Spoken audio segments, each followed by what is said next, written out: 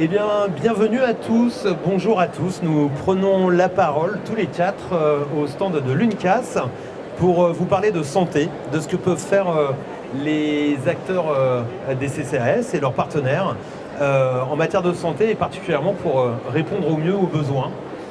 C'est le sujet de notre table ronde. À mes côtés, il y a Jessica Cronier et Catherine Clotrier qui nous viennent de Vichy, et à ma droite Joëlle Martineau qui est une ancienne présidente de l'UNCAS et qui elle nous vient de Nice. Voilà, alors on va tout de suite attaquer sur des exemples concrets. On va attaquer avec vous, qui nous venez de Vichy, pour nous parler d'une initiative qui a été prise. Il s'agit d'un bus mobile santé. On en voit une image derrière. Qu'est-ce que vous pouvez nous expliquer sur ce bus santé? Alors Jessica Cronier, vous êtes la coordinatrice de ce bus santé. Cette initiative, ce dispositif, il repose sur une équipe mobile santé-précarité, qui est une équipe pluridisciplinaire qui compte 2 médecins, 2 infirmières, un psychologue, un travailleur social, une secrétaire, un chauffeur logisticien, un dentiste bénévole et une infirmière bénévole, et qui parcourt le territoire de Vichy Communauté, qui compte 39 communes, dont 38 autour de Vichy. Je n'ai pas le chiffre en tête, veuillez m'en excuser. Et qui voyage à travers un bus aménagé en cabinet médical itinérant, cabinet médico-psychosocial même. C'est un cabinet médical itinérant qui a un programme hebdomadaire tout au long de la semaine, qui va à des endroits précis. Comment ça marche? Oui, ça marche donc sur une planification. On essaye de tenir un planning au trimestre avec un partenariat fort qu'il faut citer parce que c'est possible grâce à une coordination étroite avec les acteurs locaux, donc les mairies, mais aussi les associations, les services sociaux, les services tutélaires, famille, entourage. Tout le monde à titre individuel et à titre institutionnel peut être orienteur d'une situation qui devrait être pris en charge par Mobile Santé. Alors, parlez-nous un petit peu des publics que vous visez. C'est des publics qui n'ont pas accès aux soins, c'est ça? Publics éloignés du soin, relevant quand même de la grande précarité, des personnes sans domicile ou relevant de structures d'hébergement d'accueil, des personnes sans médecin traitant, des personnes isolées géographiquement, socialement, dépendants, vulnérables. Et qui vous sont donc adressés notamment par les CCAS et les autres partenaires? Par les autres partenaires, ça peut être l'hôpital de Vichy, les assistantes sociales de secteur, les associations, et comme on le disait, à un niveau, on va dire, plus local, par des fois même le voisinage, des entourages proches et privés. D'accord. Et alors, qu'est-ce qu'on y fait? Donc, des consultations de médecine générale, des consultations d'infirmières, je suppose? Racontez-nous comment ça se passe, une consultation d'infirmière dans un bus de ce type. Alors dans son bus, à son bord, il peut y avoir un médecin généraliste, un médecin retraité qui a accepté de rejoindre l'équipe, qui fait des consultations de médecine générale. On a également un dentiste bénévole qui peut faire du dépistage, alors pas du soin parce que le bus n'est pas équipé pour faire du soin dentaire, mais du dépistage et de l'orientation. On peut avoir également des permanences avec le psychologue. Il n'est pas bien grand ce bus, c'est facile d'y travailler? Il est suffisamment grand, c'est comme un cabinet médical en fait, avec une table d'auscultation, on a même de quoi faire un examen gynécologique, on a l'eau, la climatisation, le chauffage, un bureau, une imprimante et puis l'accès pour l'ordinateur si besoin. Et le contact avec les patients est satisfaisant, il n'y a pas d'appréhension à... On leur réserve du temps à ces patients et ils apprécient.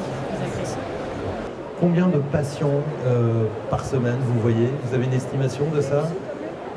On va avoir une estimation à l'année, par exemple sur le bilan de l'année 2024, c'était 260 patients suivis, donc pour une équipe à temps partiel, avec 169 nouveaux bénéficiaires, parce que la durée de prise en charge moyenne est avoisine les 4 mois.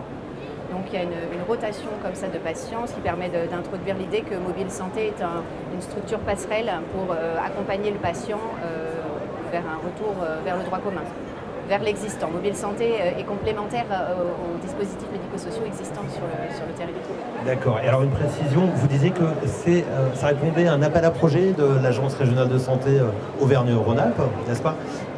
Quel est le budget de ce bus Mobile Santé? Le budget, il avoisine les 200 000 € en financement remboursement annuel pour l'équipe, le frais de fonctionnement, exactement, les frais de personnel. Et financé par l'ARS, plus les collectivités. Plus les collectivités, exactement. Très bien. Alors, après Vichy, nous nous tournons vers Nice. On va passer le micro à Joëlle Martineau. Joëlle Martineau, qui elle est membre du CCAS, administratrice du CCAS de Nice. Vous étiez auparavant en charge de ce CCAS, puisque vous étiez même vice-présidente de l'UNCAS. Joëlle Martineau, vous, qu'est-ce que vous avez pu constater dans votre CCAS en manque d'accès aux soins? Parce que j'imagine qu'à Nice, normalement, il y a des médecins. Alors, c'est vrai que les Alpes-Maritimes, dans l'ensemble, sont bien notées. Commençons par le rôle d'un CCAS. Le rôle d'un CCAS, c'est d'être au plus près des gens. Et donc de constater qu'il y a des personnes qui n'ont pas accès aux soins. Son rôle, c'est d'alerter, de travailler un réseau, ce que font les comités santé-ville d'ailleurs dans une commune, pour pouvoir permettre à un patient d'aller vers un soin, que ce soit en ville ou à l'hôpital. Et puis son rôle aussi, c'est de faire en sorte d'ouvrir ses droits. Parfois, les droits sont tout à fait possibles, mais la personne ne savait pas qu'elle pouvait avoir accès aux soins avec la mutuelle complémentaire prise en charge par la sécurité sociale, par exemple, ou d'autres droits. Donc ça, c'est comme d'habitude, le CCAS, sa première mission, c'est de voir, de constater, d'alerter, d'accompagner, et bien sûr d'accompagner aux soins. Et alors, vous avez constaté un manque d'accès aux soins? Ah ben de toute façon, comme sur l'ensemble du territoire de la France, c'est 20 à 30% de patients, selon les territoires, de patients qui n'ont plus de médecin référent. Comme dans les CCAS, eh bien, une partie des personnes veillées par les CCAS sont des personnes très âgées, eh bien celles-ci souvent se retrouvent sans plus de médecins qui viennent à leur chevet, parce que leur médecin aussi âgé qu'eux a pris sa retraite et qu'ils n'ont plus trouvé de médecins qui viennent à domicile quand eux ne peuvent pas se déplacer. Et donc c'est là le rôle de la commune. Et là, vous avez montré la volonté sur un territoire à Vichy de créer ce que vous avez créé.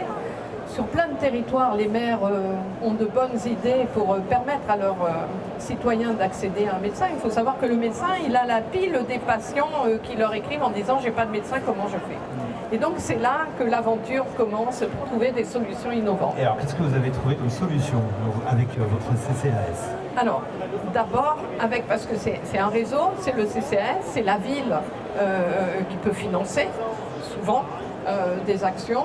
Et puis, c'est coordonner un réseau de médecins et de professionnels de santé, que ce soit infirmières, aides-soignants, kinés, pharmaciens et tout un réseau. Une fois que ces réseaux sont constitués, il faut trouver des médecins qui sont organisés et agréés pour pouvoir exercer.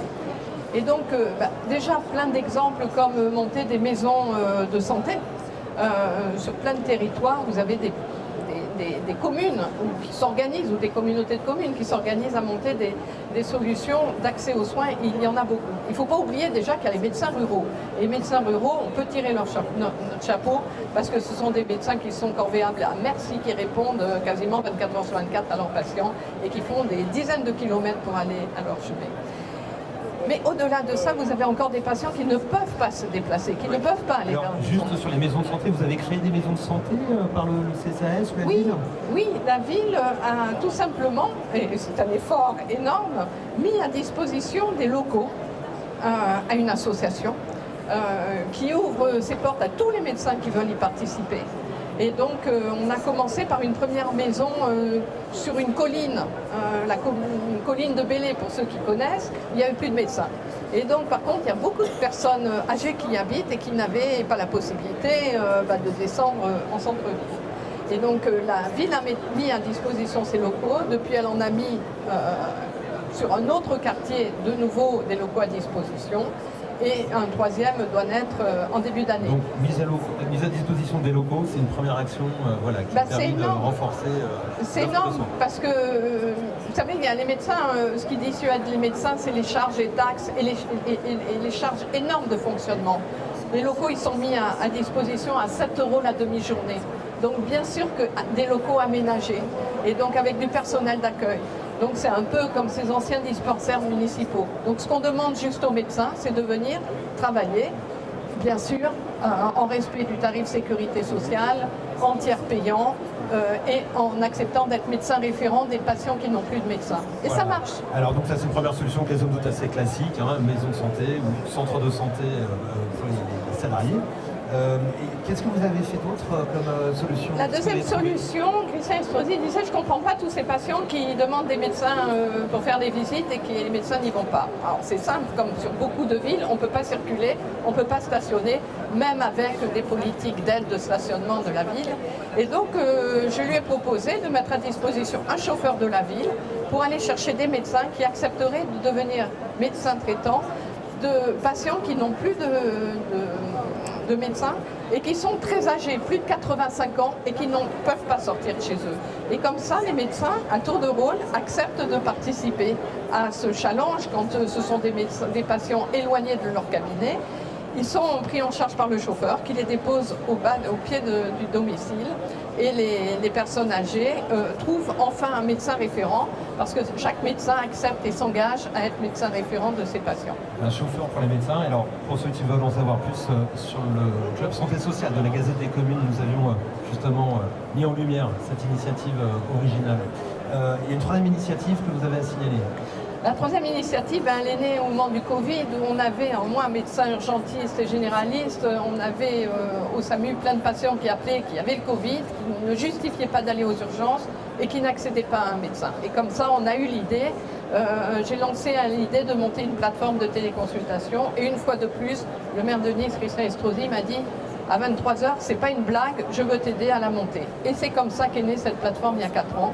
Maintenant, on s'est complètement développé, on couvre tout le département des Alpes-Maritimes, le Vaucluse, on est une solution de téléconsultation pour Mayotte. Ça consiste en quoi? Les patients sont fléchés par le SAMU, les patients qui ont besoin d'un médecin et qui ne peuvent pas se déplacer, c'est toujours cette règle, impossibilité de descendre sur une maison médicale ou sur un cabinet médical. Et on a le patient en visioconsultation, souvent avec l'aide d'un aidant familial, d'un aidant social ou d'une infirmière du territoire que l'on trouve pour accompagner. Ça nous permet de repérer des patients qui n'ont plus de médecin, de les remettre après dans le circuit, puisqu'on signale ces patients au CPTS du territoire pour retrouver un médecin, et de signaler au CCS, lorsqu'il c'est nécessaire, le besoin d'accompagnement social. C'est magique, je vous garantis que ça fait des miracles et ça permet que plus aucun patient sur le territoire soit sans recours de médecin. Et donc le patient n'a pas à se rendre dans une cabine de téléconsultation? Non, c'est à partir d'un logiciel qui est totalement agréé. Il a été agréé par notre ARS, qui est agréé validé par la DGOS et par des professionnels, les institutionnels de la santé. Et donc, un téléphone, une tablette suffit à visualiser le patient. Bien sûr, le dossier médical est complètement sécurisé, archivé. Le patient reçoit son ordonnance et est capable de la traiter. Sinon, ça part sur le pharmacien que l'on trouve pour livrer le médicament. Sinon, sur l'aidant familial. Un courrier est systématiquement envoyé au médecin traitant du patient s'il en a un. Et au SAMU qui nous a délégués pour avoir une lettre de liaison. Donc il y a une traçabilité totale du suivi du patient selon les règles RGPD et sécurité de la santé. Très bien. Donc là, on a effectivement un constat qui part notamment du CCAS et qui permet de déclencher, avec pas mal de partenariats, des solutions adaptées au territoire. Est-ce que vous pouvez me rappeler la place du CCAS dans votre bus mobile santé et les différents partenaires qui sont impliqués? Alors le CCAS est porteur de mobile santé. C'est-à-dire que c'est le CCAS qui a répondu à l'appel à projet et qui porte l'administratif.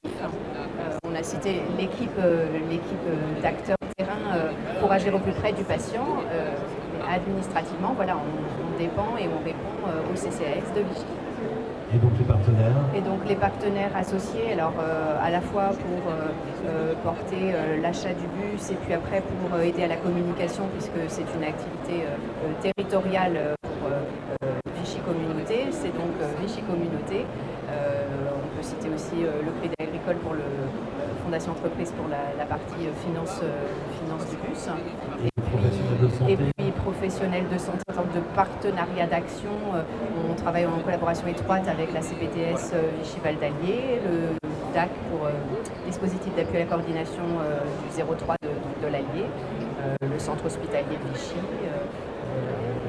le conseil départemental, oui. Le contrat local de santé aussi. Dans Vichy Communauté, oui, inclut le contrat local de santé avec tous ses partenaires. D'accord. Vous voulez rajouter un mot sur un exemple à Mayotte? Oui, pour dire que les CCAS sont une fois de plus acteurs de la santé. Bien sûr, les villes, souvent parce qu'elles contribuent financièrement, mais les CCAS, je voudrais prendre tout simplement l'exemple du CCAS de Ouagani à Mayotte, qui est en lien justement, qui repère ces patients qui ont besoin de médecins, qui organise la téléconsultation et qui organise l'accompagnement aux soins et à l'accompagnement global du patient une fois que la consultation s'est faite. Donc c'est à la volonté de ce CCAS d'avoir organisé un accompagnement aux soins pour des publics qui n'avaient absolument aucune autre solution. D'accord. Alors vous savez qu'il y a des efforts annoncés par le gouvernement pour développer l'accès aux soins. Il est question depuis septembre d'un label France Santé. C'est Sébastien Lecornu qui avait avancé cette idée en septembre et elle commence à être traduite dans le projet de loi de financement de la sécurité sociale. Ce label France Santé serait attribué à 5000 sites d'ici 2 ans, je crois. Contre 50 000 €, il y aurait un engagement à accueillir sous 48 heures, à accueillir, de permettre aux personnes habitant à une demi-heure de se rendre dans ce site France Santé. Donc c'est pas pour développer des nouvelles structures, c'est surtout pour labelliser. Est-ce que ce type de label, ça pourrait s'adapter à votre projet, à votre bus mobile santé?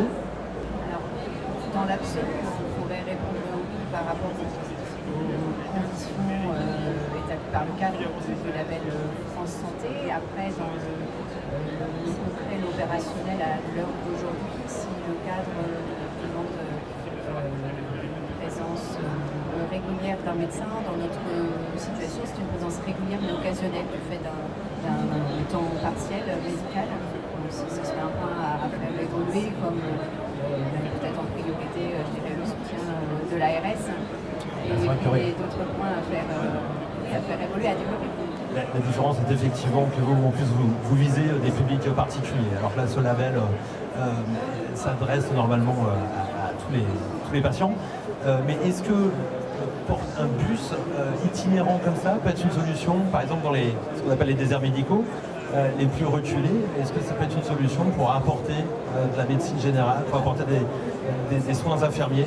Alors, je dirais que c'est déjà le cas, parce qu'en fait, le santé intervient dans des zones sous-dotées en personnel médical, à la fois commune rurale, mais commune urbaine aussi, en intervenant dans certains quartiers prioritaires, par exemple. Donc, c'est déjà le format porté par Mobile Santé. D'accord. Je crois d'ailleurs que, oui, à travers Auvergne-Rhône-Alpes, il y en a combien finalement de bus Mobile Santé qui ont été... Alors, on ne trouvera pas sur l'ARS encore de listing, il me semble, du nombre d'équipes mobiles. On voit là sur les stands un médicobus qui est porté donc par une infirmière et soutenu par la téléconsultation ou un médecin. C'est une Mobile Santé, une équipe pluridisciplinaire, donc un bus médico-psychosocial. C'est sa force, mais il existe d'autres équipes mobiles santé précarité, rattachées au CCS de Grenoble par exemple, pour les citer, et d'autres équipes mobiles rattachées à des structures de soins, donc pas CCS. Vous, Joël Martineau, vous avez suivi ces dernières propositions du label France Santé. Est-ce que c'est un label qui pourrait s'adapter, qui pourrait soutenir vos structures? Vous nous parlez des maisons de santé que vous avez aidées. Est-ce que ces 50 000 €, ça serait précieux peut-être pour embaucher quelqu'un? Est-ce que c'est une idée qui vous paraît conforme à vos attentes, à vos besoins? Alors, on va y sauter à pieds joints. D'ailleurs, je suis à la disposition de tous les CCAS qui voudraient coordonner et monter une action identique, puisque bien sûr on s'adresse à tous les publics, quel que soit leur niveau de précarité, les très précaires et les personnes du quartier qui n'ont pas de médecin. On coordonne avec l'ensemble des acteurs paramédicaux, bien sûr, y compris la présence d'une assistante sociale par moment. Et bien sûr que cette somme serait bénéfique pour mieux coordonner ce travail de l'établissement. Mais de ce pas, on va demander le label. D'accord. Et j'espère qu'on l'aura. D'accord. Et alors, est-ce que pour permettre l'accès aux soins, on a davantage besoin de soutien financier ou davantage besoin de médecins? Alors, bien sûr, on a besoin des médecins. Et je voudrais rappeler à cette occasion quand même qu'un médecin, c'est pas quelqu'un qui fait un métier anodin. C'est un métier, un métier où on est attentif à un patient. On a sa vie entre les mains, de la prévention aux soins, y compris à la fin de vie. C'est une activité scientifique aussi. Et un petit clin d'œil quand même, ça ne se règle pas par des réglementations, des lois et des décrets. S'il y a un médecin qui fait défaut à l'art réglementaire, eh bien, il peut être facilement rattrapé. Mais sinon, je crois que ça passe aussi par une confiance absolue de l'État dans la qualité des médecins que nous avons à l'heure actuelle et des professionnels de santé dans l'ensemble. Ne cassons pas cette image. Puis le deuxième volet, c'est bien sûr la diminution des charges et des taxes qui harassent les médecins, qui font que tous les jeunes médecins se posent la question à 2 fois pour s'installer en libéral. Est-ce qu'à Vichy, vous avez ressenti des difficultés à trouver les professionnels de santé, les professionnels sociaux aussi? Vous m'avez parlé d'un conseiller économique, en économie sociale et familiale qui travaillait pour vous. Est-ce qu'il y a un enjeu aussi de recrutement chez vous? L'enjeu, oui, probablement qu'il est national en fait. C'est une réalité connue aujourd'hui où effectivement ce sont des métiers qu'on appelle en tension. Donc les Chines n'échappent pas à la règle. Et comment ça a été compliqué de les attirer dans ce projet mobile santé? Comment vous avez fait? Compliqué. Alors, moi j'ai pris le poste assez récemment quand même, donc je n'ai pas forcément l'historique de comment les professionnels ont été attirés, mais de ce que je perçois aujourd'hui, je dirais que c'est surtout parce que le métier fait sens. Comme disait Catherine, on prend le temps et on a le temps avec les patients parce que le mobile santé est construit autour de la qualité de la relation avec les patients, avec lesquels il faut créer un lien de confiance. Donc c'est une approche toute particulière qui est vraie dans tout le métier, peu importe comment on l'exerce en tant que professionnel de santé et associé. Je pense aux travailleurs sociaux, aux psychologues. Mais pour autant, mobile santé peut séduire par son format. Catherine Claude-Triet, qu'est-ce qui vous a décidé, vous, en tant qu'infirmière, à choisir ce mode professionnel assez original, cet aller vers dans un bus pour l'accès aux soins? Qu'est-ce qui vous a motivé là-dedans? Ça m'a semblé plutôt innovant. Enfin, c'est assez, il n'y en a pas 36. Hein. Il y a aussi toute la partie des visites à domicile que l'on fait où il y a vraiment une autre dimension que dans un cabinet médical. Voilà, et on apprend bien d'autres dimensions sur le patient. Quoi. Voilà, on voit tout de suite quels sont ses besoins. Quoi. Il y a de quoi être motivé pour l'accès aux soins. Et le fait de travailler en équipe pluridisciplinaire, c'est très riche, on a des regards très différents et du coup ça se complète. D'accord. Bon, bah écoutez, je vous remercie pour ce témoignage. Je vous souhaite une bonne journée. Puis évidemment, pour ceux qui sont intéressés, la suite peut être lue peut-être sur le club santé sociale de la Gazette des communes. Je vous souhaite à tous une bonne journée.